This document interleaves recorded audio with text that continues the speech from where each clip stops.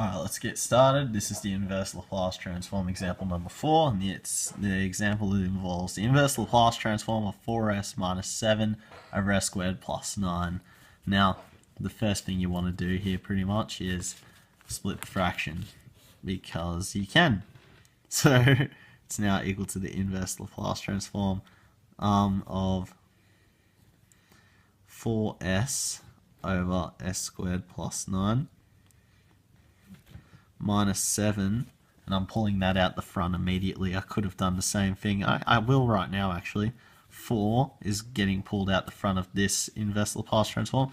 Now that's multiplied by the inverse Laplace transform of 1 over s squared plus 9 as well. So, yeah, that's it. So that's splitting the fraction right now. And what you'll notice is that you have a constant over the top of s squared plus some other number, and then you have another s over s squared plus 9. So this one is cosine. This is going to be cosine of bt, and this is going to be sine of bt. So what I have to do here is look at my Laplace transform table, because sometimes cosine can be a little tricky.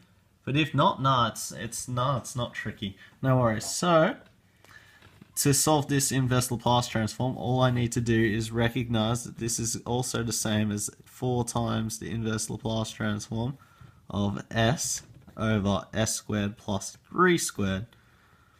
And you see how it's s over s squared plus some other number squared. And in the same way, that's minus 7 over the multiplied by the inverse Laplace transform of 1 over s squared plus 9, but sorry, that's 3 squared.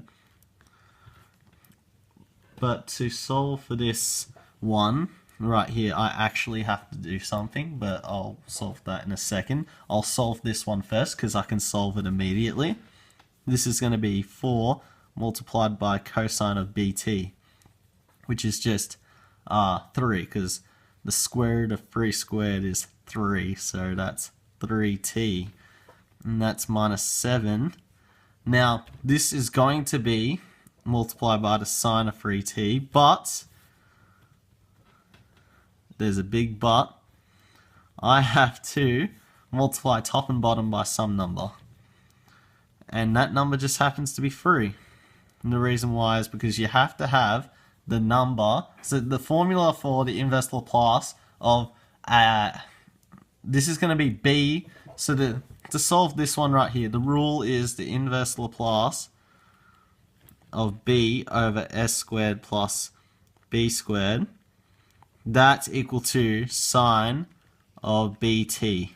So that's the only reason why I did that. So this inverse Laplace, I had to multiply top and bottom by 3 so I could have the same number as the squared term down here. But this is the square root, this number here is the square root version of that.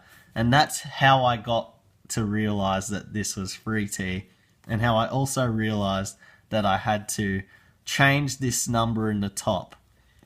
Just like one of my previous examples, basically, I could take this 3 out the front and cancel them both out and be left with what I was originally left with. But the reason why I'm keeping my 3 in there is so now I can apply this rule, just like I said in the other example. So the final answer is basically just 4 cosine of 3t minus 7/3 sine of 3t. So generally, if you've got like an inverse Laplace transform, what I've noticed from the many examples I've done is that if you've got some term down here and you have to manipulate this inverse Laplace before you can fully solve it, you're going to have a cosine and a sine, no doubt. You might even have 2 or 3 extra sines, and you might have to algebraically simplify them, but both of them are going to have the same magnitude. So no matter what, you're pretty much going to have the same one down here. So if it was like square root of 7, this would be also the square root of 7. So that's just a heads up. Anyway, I will make another example, and I'm going to get them harder and harder and harder, which also makes me want to hate my life even more, because from the many inverse Laplace examples I've solved one for my assignment actually, and it's a 45-minute long problem, and I'm not even like, that's not me being lazy taking a drink break. That's me sitting there the whole time trying to solve the problem. I will put some example. I'll try and get an example in one of these videos that's just like that. But the problem with those inverse Laplace transform examples is that they also require a lot of attention because they are very easy to make mistakes on, because there's so many ways you can make a mistake. You could have made a mistake at the 10-minute mark or the 11-minute mark, and that would ruin your entire answer. So yeah, that's the downfall of these problems. But it's much better than doing actual Laplace transforms, which I will make videos on, by the way, but I don't think I will make many videos on actually computing the Laplace transform from the definition, which I mentioned in my previous videos was the integral from 0 to infinity of e to the minus st f of t dt. I'm not going to do that.